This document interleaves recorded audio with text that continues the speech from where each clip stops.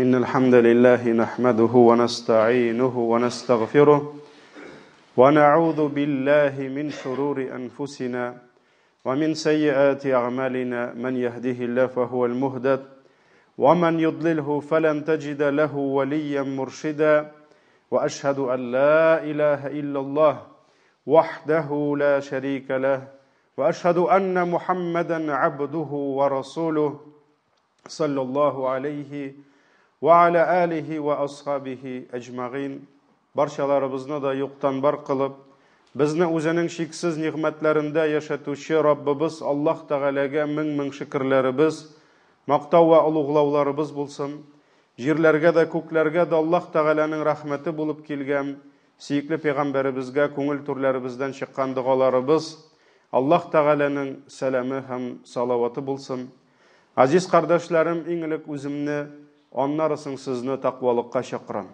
Allah Teala'ga taqvo bo'ling'iz. Onun emirlerin o'tagiz, onun tiyganlarından yiroq bo'ling'iz. Allah Teala Kur'an-ı Kerim'de ayta: "Ya eyyuhellezine amenu taqullaha haqqa tuqatih." Ey iman keltirgan bandalar, Allah Teala'ga tiyishli derecede taqvo bo'ling'iz. "Ve la tamutunna illa ve entum muslimun." Ham haqiqiy musulmon bulmagan halde Allah huzuruna qaytudan saqlanıgız dedi. Aziz kardeşlerim, yana suyukli peygamberimizning hadisin isga tushirib ketasim kela. Ul da bulsa Abdullah ibn Mas'ud radıyallahu anhu rivayet qila, Allah'ın elçisi aleyhissalatu vesselam aytdi: "Yuraginde tuzan birtigi qadargina takabbirligi bo'lgan kishi de cennetke kirmez dedi. Şol vakit bir kişi, ya Resulallah, eğer kişi matur itip kiyinirge yaratsa, eğer de onun ayak kiyiminin matur buluğun tilese, nerse bısı da şulaymını digeç, Peygamber sallallahu aleyhi ve sellem, "İnnallâhe cemil." Allah kurkem, Allah matur, hem maturlukmu yarata dedi. Etekebirlik ol, haklıkını kabul etmev, haklıktan üstün bulu, hem kişilerini kimsetu dedi. Mine bu hadisinin bugünkü hutbede ahırdağı sözlerine Allah-u Teala'nın kurkem sıfatı bulgan maturluk, kurkemlik sıfatına toktalasım kile. Allah'ın elçisi sallallahu aleyhi ve sellem "İnnallâhe cemilun" dedi. Dürüstlükte Allah matur dedi. Kurkem, bunda kubrak kurkem sözü doğru kile. Прекрасный, красивыгына түгел. Әлеге sözler bizge yaratkan Rabbimizning ulug' bir sıfatı turunda haber bire. Har qaysimiz Allah-u Teala'nın kurkem buluğun bilirge tiyishmiz. Allah'ın har bir ismi kurkem. Allah'ın har bir sıfatı kurkem. Hem Allah'ın kıla turgan har bir işi, har bir emri ol kurkemdir.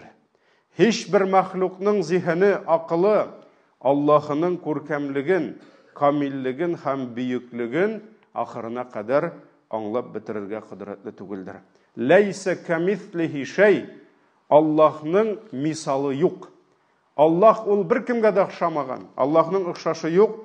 Ve huves semi'ul basir dedi Allah Teala. Ol her narsani işituşi hem kuruşudur dedi. Demek Allah Teala ol kurkem matur zat. Hem Allah kurkem bulunu yarata.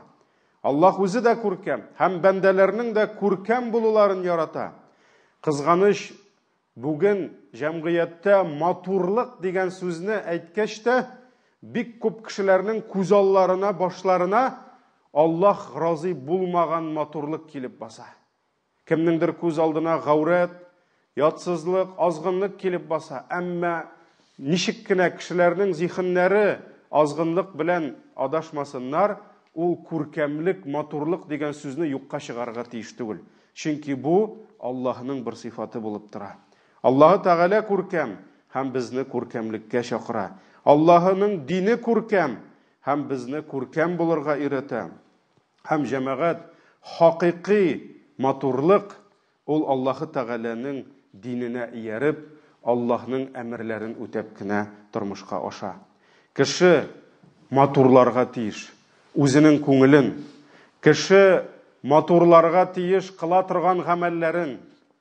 Кешенең матур буларга тиеш теле. Кешенең матур буларга тиеш төс кыяфәте. Һәр нәрсәнең үз матурлыгы, үз күркәмлеге, үз зиннәте бар.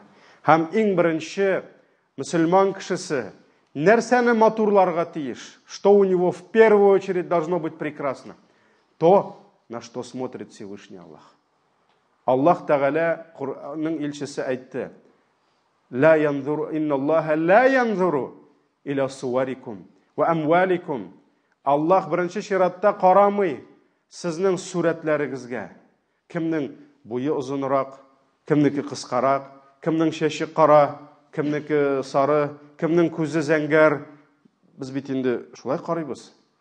Хатын кыз сайлаганда да без иң беренче күп вакытта аның төс кыяфәтен күрәбез. Һәм шуңа мөкиббән китәбез. Калганы булыр әле дип өметләнәбез дә. Дөньяның иң шибәр хатынын алабыз да 2 айдан сугышып, талашып, аны күрмәс хәлгә, бер-беребезне күрмәс хәлгә җитәбез. Ни өчен? Чөнки без төс кыяфәткә карыйбыз. Аллаһ Тәгалә иң беренче сурәткә карамый. Ул безнең кем ничә сумлык костюм кигән, хәзер җомгага кем ничә сумлык машинада килде, һәм анда ничә сумлык ботинкасын калдырды, Аллаһ аңа карамый. Валакин янзуру иля кулубикум. Аллаһ карый сезнең йөрәкләрегезгә. Кем нинди йөрәк белән килде монда? Һәм Аллаһ каршында иң беренче йөрәкнең матурлыгы ва агмаликум диде, һәм кыла торган эшләрегезгә карый диде. Шуңа күрә Аллаһ иң беренче нәрсә безгә карый? Безнең калбыбызга карый. Калб матурлыгы безне беренче чиратта борчырга тиеш. Кыяфәт матурлыгы түгел. Һәм иң беренче безне шушы борчып, без беренче шушы матурлыкны төзергә тиешбез. Һәм әлбәттә күңел иманнан башка матур була алмый берничектә. Күферлекне йөрткән күңел матур була алмый җәмәгать. Еш кына кешеләрне Аллаһның диненә, хакыйкатькә чакырсаң, ул әйтә: "Мин ышанмыйм" ди, ләкин минем күңелем чиста ди. Ышанмаган күңел җәмәгать чиста була алмый берничектә. Һәм шуңа күрә күңелнең иң беренче зиннәте ул иман. Пәйгамбәрбез саллаллаһу алейхи ва саллям дуга кылганда, ул узун дуга шуның ахырында нәрсә диде? Аллаһумма заййинна би зиннатил иман диде. Я Раббым, безне иман зиннәте белән зиннәтлә диде. Укрась наши сердца украшением, красотой веры диде. Пәйгамбәр саллаллаһу алейхи ва саллям әйтте: "Калбләребезне иман белән зиннәтлә. Ва җаална худатан мухтадин." Һәм безне кешеләрне дөрес юлдан алып баручылар, җитәкчеләр, һәм үзебез дә дөрес юлдан яручылардан, безне дә дөрес юлдан баручыларга яручылардан кыл диде. Шуңа күрә мөхтәрәм җәмәгать, мөселман кешесе калбын иман белән зиннәтли. Һәм калбны ямсызли торган, калб матурлыгын җимерә торган калб авырулары бар. Булсын ул көнчелек, булсын ул әлеге хадистә искә алынган тәкәбберлек, булсын ул гыҗиплек, тәкәбберлекнең бер бутагы гыҗиплек, кашан кеше үзенә үзе сакланып, самовлюбленный әйтәләр бит, сакланып, үзенә үзе мөкиббән китеп йөри, гыҗиплек, булсын ул кымсызлык, саранлык, һәм башка бик күп калб авырулары бар. Ул авырулар күңел матурлыгын җимерә, шуңа күрә мөселман аларга каршы көрәшә. Шулай ук мөхтәрәм җәмәгать, матурлык дигәннән бик хәерле һәм безгә кирәкле күркәмлек ул тел матурлыгы. Аллаһ Тәгалә Адәм баласының тәненә кичкенә генә, хәтта аның шундый катылыгы да юк, сөяге дә, ул әйтерсеңләр бер мискин генә бер әгъзабыз бар инде безнең, шунда тыныч кына кашып ята. Ләкин ул җәмәгать мискин булып тыела гына, ул бүтән әгъзалардан арттыра. Көн сайын Пәйгамбәр саллаллаһу алейһи ва саллям әйтте: "Адәм баласының бүтән тәне куркып тора, калтырап тора. Бу нәрсә эшләр микән инде? Что натворит бүген тагын тел дип тора." Шуңа күрә бүтәнесе телгә мөрәҗәгать итәләр. Тел, Аллаһыдан курык. Син бетсәң без дә бетәбез бит дип, бүтән тән көне буе телне вагазлап тора көн сайын. Шуңа күрә җәмәгать, Аллаһ сакласын, тел кешенең аягыннан, колыннан алда түгел, кай вакыт акылыннан алда чаба. Шуңа күрә кешеләрнең бик күп кешенең башына менә шушы кичкенә генә теле җитә. Дөньясын, ахиратын харап итә. Шуңа күрә гыйлем ияләре әйткәннәр, авыз эшеңдәге сүзгә син хуҗа. Теләсәң чыгарасың, теләсәң ябасың. Авызыңнан чыккан сүз сиңа хуҗа ди. Яки күтәрә, яки сине юкка чыгара ди. Шуңа күрә хуҗалыкны бирер алдыннан сүзеңә аны бик каты уйлап, фикерләп бирергә кирәк. Шуңа күрә Пәйгамбәрбез саллаллаху алейхи ва саллям безгә хәбәр бирде система фильтрации языка. Ман кана ю'мину биллахи ва бил яумил ахир, кем Аллаһыга һәм ахирәткә иман китерде, фәльякул хайран ау лиясмут диде. Әйтә икән, сөйләсен хәерле сүз, если говорит, пусть говорит благое ди, а если нечего сказать из благого, тогда пусть молчит ди. Валиясмут ди. Яки дәшмәсен ди. Шуңа күрә фильтрларны сүндерергә ярамый. Һәр вакыт алар кушылган булырга тиеш. Һәм син сүзеңне чыгарыр алдына беренчедән уйларга тиеш. Бу синең әйтәсе сүзеңнән Аллаһ разый буламы? Әллә аның ачуы киләчәкме? Бу синең әйтәсе сүзең Аллаһка якын айтамы, әллә аның ачуын китерәме? Менә фәрештә изгелек дип язамы, әллә явызлык дип язамы? Шуңа күрә, әгәр дә синең әйтәсе сүзеңдә Аллаһның ризалыгы юк икән, аулиясмут. Авызыңны җумда тик кенә тор диде. Дәшмә диде. Синең дәшмәвең нәрсә? Хәерлерәк диде. Шуңа күрә татарда да шундый әйтем бар.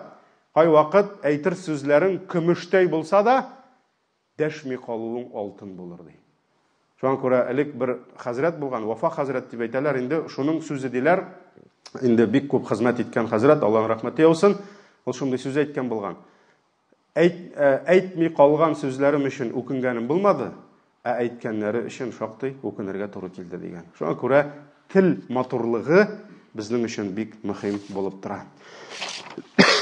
Гамәл күркәмлеге, гамәл матурлыгы.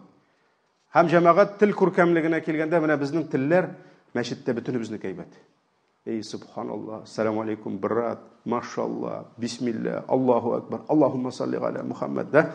Шуннан соң бер кардәш икенче кардәштән зарланып килгәч, мәйтәм, машаллах, ул бит шундый яхшы кардәш ди. Хәзрәт, синең телең ди, стройкада барып тыңлап кара ди.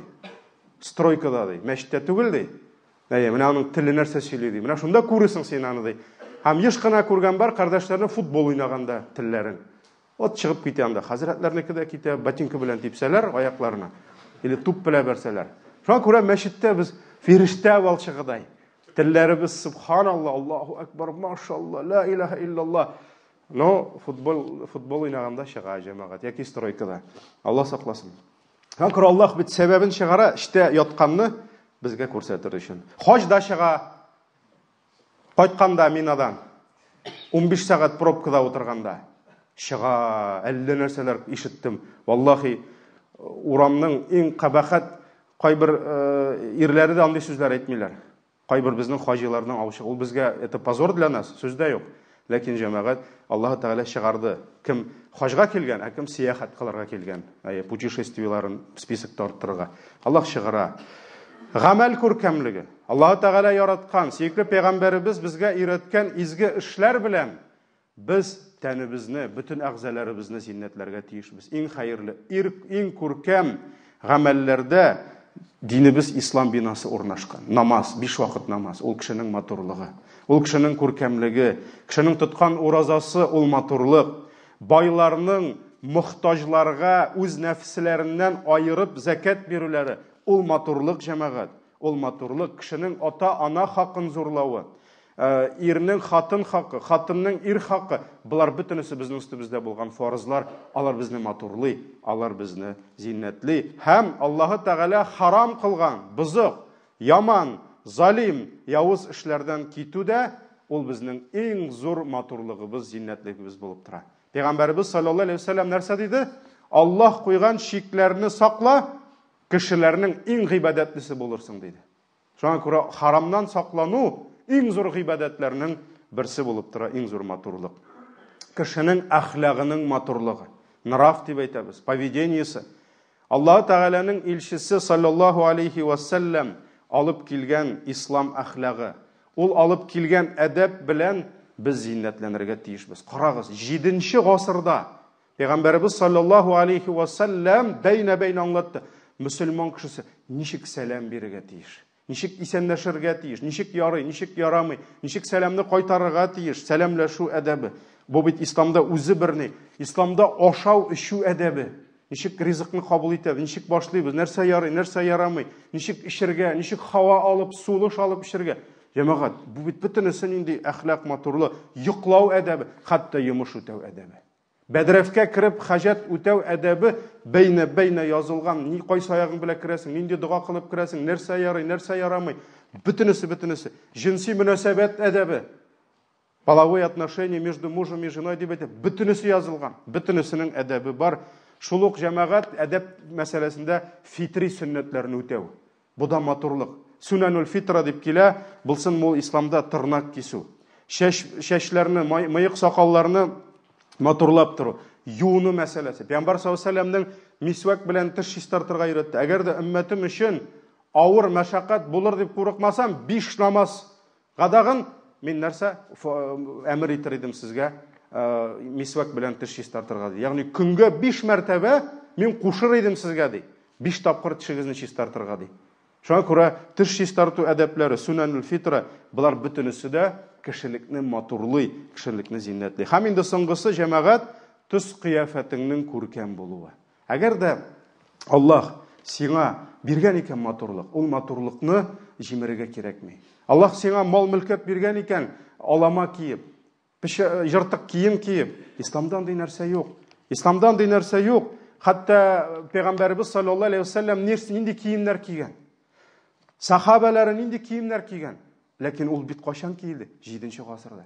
Бүген 21-нче гасырда, әгәр дә урамга, базарга чыгып китә икән, каядыр Мәскәүдә, каядыр нәдә, 7-нче гасырда киенгән, ул зиннәт түгел. Бөтен кеше шуңа карыячак. Бөтен кеше бу кем микән? Бу терроризм мени? Шуңа күрә, заманасына күрә. Аллаһның хәлал кылган киемнәре үзгәрә. Ягъни бер төрле генә булмый, җәмгыятенә карап шулай бит. Шуңа күрә иң бай сахабаларның берсе булган. Иң бай сахабаларның берсе булган Малик ибн Гауф радиллаһу анһу тапшыра. Бер вакыт Аллаһның илчесе ди, мине күрде, искире биткән алама киемдә ди. Һәм миңа карады да, синең акчаң бармы дип әйтте ди.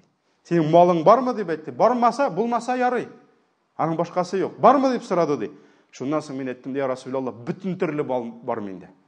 Алтыны да, көмеше дә, сыйыры да, диясе дә, башкасы да, бүтән төрле бар дип әйттем. Шуннан соң ул миңа әйтте ди. Әгәр Аллаһ сиңа байлык бирсә, байлыгыңның әсәре кыяфәтеңдә күренсен дип әйтте. Әсәре, изе күренсен кыяфәтеңдә. Ягъни бай кеше хәерче булып киенеп йөрергә тиеш түгел. Андый нәрсә юк исламда.